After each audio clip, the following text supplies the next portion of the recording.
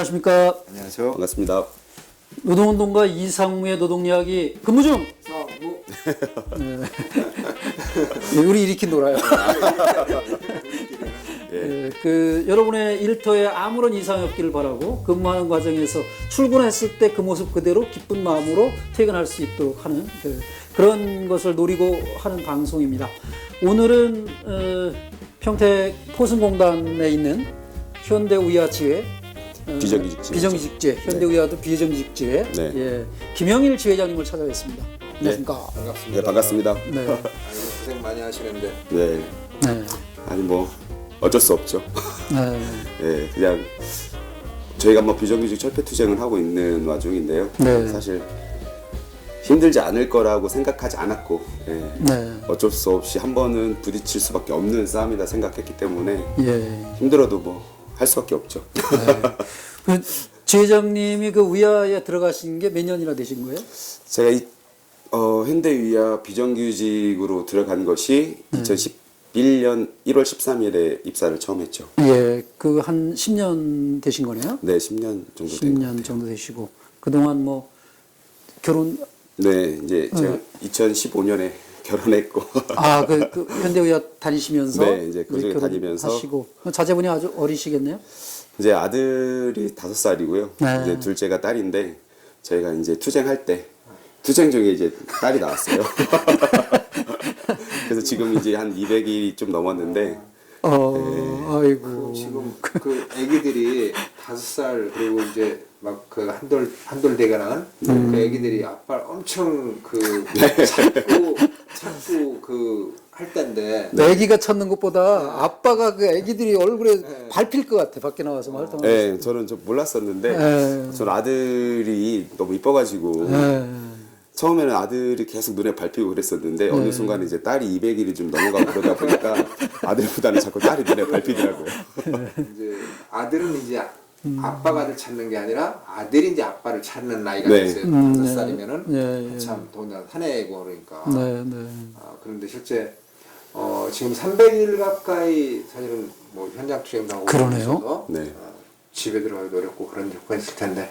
그 몽성 중1 때 둘째가 태어난 거네요? 그렇죠. 농성 중1 때 둘째가 태어났죠. 와.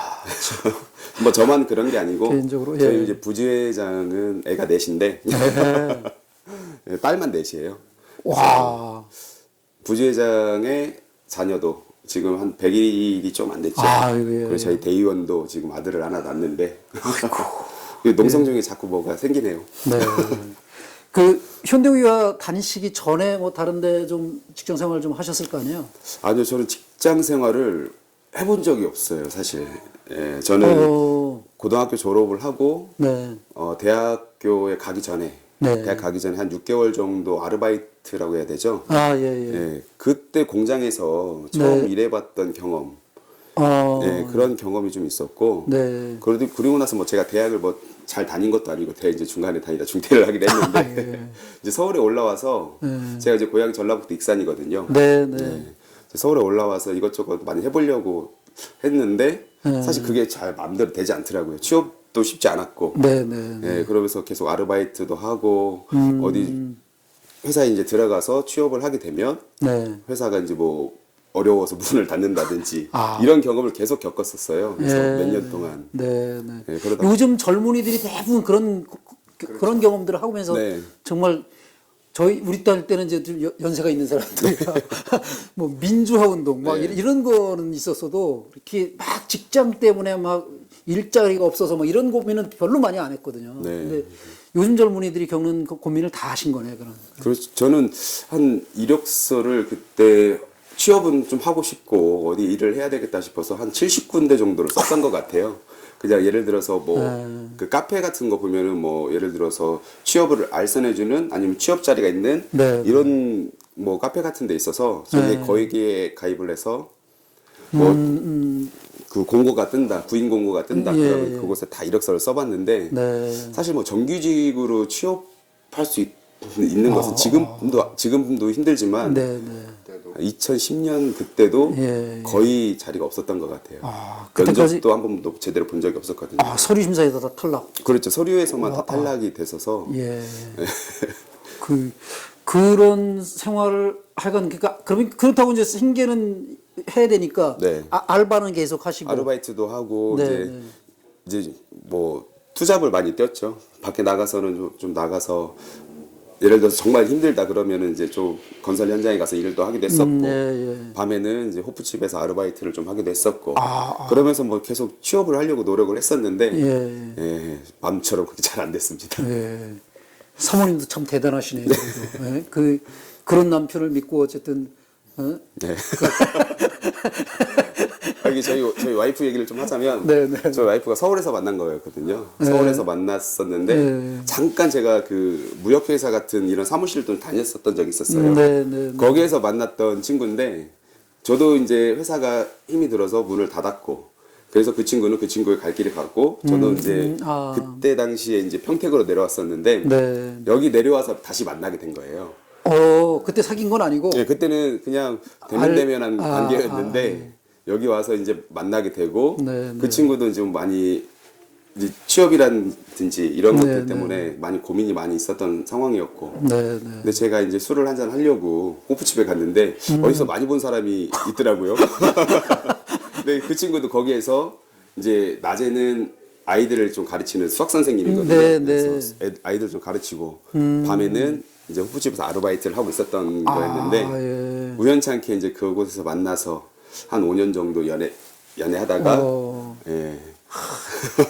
그때 연애하던 그 생각이 떠올랐나 봐. 막 표정이 확 밝아서 인연이다라는 생각이 좀 들었어요. 왜냐면 이게 그냥 옷깃만 스쳐도 인연이라고 뭐 이런 말들이 있는데 그렇죠. 서울에서 갇힌 공간에 있었다가 헤어졌다가 다시 평택에서 전혀 연고도 없고 지회장님도 여기 연고 없고 그렇죠. 그 어부인께서도 연고 없으신 분. 저희 집 와이프도 집사람도 이쪽 연고가 없었던 상태여서 예. 그렇게 했는데 이제 그렇게 해서 이제 어쨌든 알바도 하시고 이제 이렇게 하시다가 위아에 이제 처음으로 그 비정규직으로 그렇죠. 이제 취업을 하신 게 2011년. 11년. 그때 일단 어쨌든 취업이 됐어요. 네. 비정규직이지만 그래서 안정적인 월급도 나올 테고 뭐 그때 비정규직이 뭐예요? 계약직이었어요? 아니면 뭐 하청업체의 계약직이죠. 하청업체의 계약직. 그렇죠. 하청업체도 처음에 들어가서 뭐 무기계약직부터 시작하는 것이 아니고 하청업체도 들어가게 되면은 일단은 1년 계약직이었고 1년마다 근로계약서를 다시 썼죠.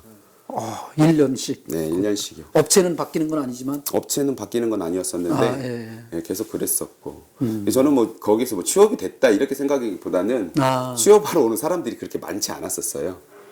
예, 힘들고 어려운 일이었기 때문에 그리고 제가 현대위아에 잠깐 취업하기 전에 제가 이제 이런 뭐라고 해야 될까요? 그 용역업체 이런 걸 통해서 어연공단에 잠깐 한 1년 정도 취직을 했었던 적이 있었는데 진짜 그곳에서의 노동 강도는 사실 진짜 말로 이루 말할 수 없었어요.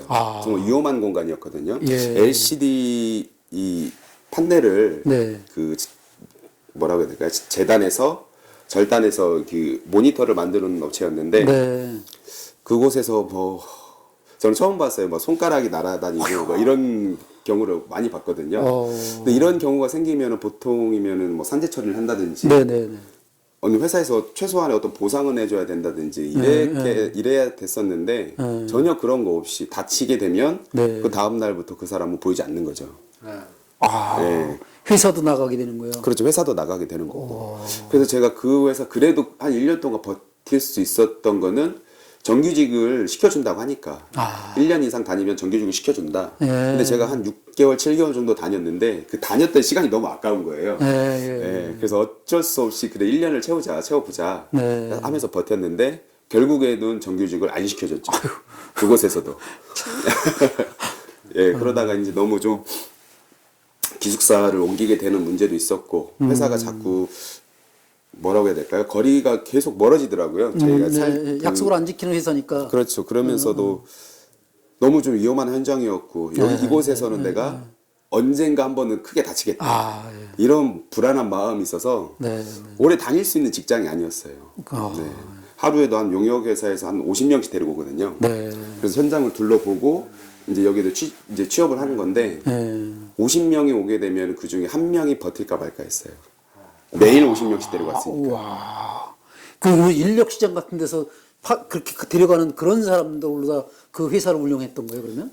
그렇죠. 그냥 용역 업체였는데 그냥 아웃소싱 업체죠. 아웃소싱 업체에서 이런 구인 광고를 보고 사람들이 이제 찾아오게 되면 이제 현장을 한번 쭉 보고 그러고 나서 일을 할지 말지를 결정을 하는데 뭐 대부분의 사람들이 그런 구인 광고를 보러 오는 사람들이 솔직히 취업도 어렵고 어떻게든 그렇죠. 일은 해야 되는 사람들이기 때문에 일단 일을 해보죠. 그러면 이제 뭐 장갑을 준다든지 뭐 작업복을 준다든지 해야 되는데 여기서 버티질 못하니까 장갑을 하루 이상을 안 줘요. 맨손으로 일하게 만들죠. 그리고 나서 일을 하게 된다라 그러면 일주일에 한 장씩 장갑을 주고 그랬던 환경이었었는데 저는 그것이 그때 당시에는 부당하다라고도 생각을 사실 못했었어요. 그런 노동자로서의 그런 경험이 별로 없었기 때문에 다들 이렇게 사나? 다들 이렇게 어려운가? 이렇게만 생각을 했었지. 그리고 견디지 못하고 나가는 사람들은 참을 수 없는 사람을 갖고. 네, 그렇죠. 근데 제가 한 1년 다니다 보니까 정말 이건 아닌 것 같다라는 생각이 좀 많이 좀 들었었고 이제 그러다가 이제 제가 현대위아에 2011년에 입사를 하게 된 거죠. 그래서 현대위아는 그 회사 그때 다니던 그 회사만큼은 그렇게 위험하지는 않은가 봐요. 한 10년 버티신 거 보면. 10년 동안 위험하다기보다도 그런 게 좀 있었죠. 그 현장은 사실 위험한 거는 그 현장이 훨씬 더 위험했었는데 이 현대위아는 사실 인간으로서의 존엄성을 막 짓밟는 그런 회사였어요. 예를 들어서 사실 뭐 좀 부당하다라고 생각이 돼서 항의를 한다거나 그렇게 되면 뭐 바로 가차없이 해고를 당하게 되고 그리고 예를 들어서 현장에서는 좀 나이가 많고 적은 게 별로 의미가 없죠. 나이가 좀 많으신 연세가 있으신 형님들이 뭐 분량을 하나 내면 분량을 하나 내면 그냥 수정하면 되는 문제거든요. 사실. 그런 분량을 하나 내면 이제 사측에 이제 나이가 어린 관리자들이 다 이제 닭달같이 달려오죠. 그래서 이제 그따구 일할 거면 집에 가라. 나이 처먹었으면 일 똑바로 해라. 이러한 수치스러운 얘기들을 듣고 이런 모멸감을 자꾸 느끼는데 그런 상황에서도 그만둘 수 없는 거죠, 사실 일은. 어떻게든 먹고 살아야 되는 문제가 있기 때문에. 그러니까 사람 사는 거가 노동이 사실 즐거워야 되는데 이 노동을 통해서 내가 살아있다는 걸 확인하고 내 삶을 보다 낫게 만들어가고 그런데 사실 그 노동이 목구멍에 포도청이 되는 이 노동에 대해서는 안 되잖아요. 사실. 근데 그렇게 많이 만들었죠. 이 최저임금으로 장시간 노동으로 그렇게 하기 위해서는 그 노동자들의 인권이나 이런 것들이 철저하게 유린되고 이래왔던 것들이 상당히 많이 과거에 있었고 지금도 그런 것들이 있는 현장들이 있다는 거죠. 우리나라가 경제는 선진국이라고 얘기하지만 이런 노동인권에 상당히 낙후되어 있는 그런 상황이죠. 그때 그 김영일 지회장님이 그래도 그 나이 어린 관리자들한테 막 정말 쌍말 들어가면서 버티던 선배들 그 정도 연령 차이는 아니었나 봐요. 젊은 그렇죠. 그때 저는 이제 30대였으니까 이제 막 이제 30대 이제 들어든 나이였는데 그 20대 관리자가 와서 막 그런다 그런 거 이 정도까지는 아니었는 거예요, 그래도. 저한테는 이제 그러진 못했었던 것 같아요. 근데 이제 주변에서 볼 때 옆에서 보는 그것이 사실 더 민망해요. 당하는 사람도 그렇지만 옆에서 바라보고 있는 사람이 보고 있으면 굳이 저렇게까지 해야 되나? 저거 하나 분량 냈다고 해서 생산에 큰 타격을 주는 것도 아니고 그리고 분량이 나게 되면은 이 분량을 수정하는 업무를 담당하고 있는 직원이 있고 그럼 이거는 그냥 업무를 하다가 잠깐 실수한 건데 이거를 그냥 수정을 한다거나 이렇게 하면 될 문제를 굉장히 타이트하게 그렇게 관리를 해왔죠. 위아는 뭐 하는 회사예요? 뭐 만드는? 일단 위아는 뭐 여러 가지를 많이 만들죠. 일단은 뭐 공작기계도 만들고 그리고 뭐 방위사업업체가 있기도 하고. 근데 그 중에 제일 비중을 많이 차지하는 거는 자동차 부품이에요. 여기 포승 공장에서는 자동차 엔진을 만들고, 엔진을 만들고 다른 뭐 광주나 안산이나 이런 자동차 모듈이라고 그러죠. 이런 조형 장치라든지 이런 것들을 지금 만들고 있는 업체죠. 그 하나 궁금한 거는 2011년도에 입사했잖아. 그때 현장에서 이제 관리자가 이 생산 라인에서 일하는 분들 뭐 불량 나고 했을 때 와서 이제 그렇게 이제 인격적으로 모멸감을 줄 정도로 이런 게 있었다고 할 때 그 당시 혹시 비정규직의 노동자들이 노동조합이 있었던가요? 아니요, 그때는 없었죠. 없었죠. 네, 그런 것 같아요. 네, 그때는 없었어요. 그래서 저희가 그때 2011년도 뭐 이때 11년, 12년도 네, 이때였었거든요. 그러면서 지금 평택에는 1공장, 2공장이 원래 나눠져 있었는데 원래는 그때 한 공장이 했었어요. 네. 근데 그 공장에서 이제 한쪽은 신형 카파 엔진, 쉽게 얘기해서 모닝에 들어가는 엔진을 생산을 했었고 예. 또 한쪽에서는 그 포터 그리고 스타렉스, 카니발 뭐 이런 거 여기 이제 2000년 이전에 만들어졌던 자동차에 들어가는 디젤 엔진이었죠. 네, 네. 이게 많이 사용화되는 엔진. 근데 이것을 좀 분리시키는 과정에서도 계약 해지는 뭐 계속 예, 계속적으로 해서 뭐 계약 해지나 이런 것들은 늘상 달고 살아왔고요. 예. 그러면 그렇게 그 힘든데도 노조가 없었을 때가 있었는데 무슨 계기가 있어서 노조가 만들어졌어요? 아니면 노조 처음부터 만드는데 아니 저는 처음부터 만드는데 그렇게 기여를 했던 사람은 아니었고요. 네네. 처음에 노동조합을 만드는 과정에서도 네. 쉽지 않았었어요. 그렇죠. 당연히 쉽지 않았을 것 같아요. 네. 좀 조용하게 이렇게 예를 들어서 모든 사람들한테 노동조합이 만들어진다라는 것이 좀 공유가 되고 다른 사람들이 같이 조합원으로 가입을 해서 이렇게 됐었으면 좋았을 텐데 어찌됐든 저희가 노동조합을 만드는 이 과정이 사측에는 발각이 됐었고 그러다 보니까 사측의 탄압이 굉장히 좀 그때부터 심해졌었고 그래서 노동조합을 가입을 했던 사람들이 거의 없었어요. 저희 업체에서는 단 한 명이 가입을 했었는데 저희 업체라는 게 그러니까 하청 회사들이 여러 개 네네네. 포승공장 안에는 4개의 하청업체가 있거든요. 4개의 하청업체. 네. 뭐 신광 그리고 지금은 서전인데 예전에는 화스텍이라고 하는 그리고 뭐 TJ, 보경 이렇게 4개 업체가 있어요. 근데 저희 업체가 저희 업체에서 노동조합을 만들 때 한 분이 노동조합에 가입을 하셨었는데 그분이 연세가 좀 많으셨어요. 어쨌든 그렇게 좀 약간 모멸감도 많이 당하시고 이랬던 경험도 많이 계셨던 분이고 하다 보니까 노동조합이 있어야 되겠다라는 필요성을 좀 많이 느끼셨던 분이고 어쨌든 사측의 관리자들이 내쫓았죠. 별별 방법을 다 써서 내쫓았고 그 뒤로 노동조합이 사실 잘 결성이 되질 못했었죠. 그러면서 계속적인 탄압이 있었고. 그럼 지회장님 다니던 그 회사에서 단독으로 노동조합을 만든 거예요? 아니면 4개의 업체에서 공동으로 함께 만들었는데 그렇죠, 함께 만들었죠. 그래도 그걸 누군가 주도하신 분이 계셨을 것 같아요. 그건 이제 전 지회장.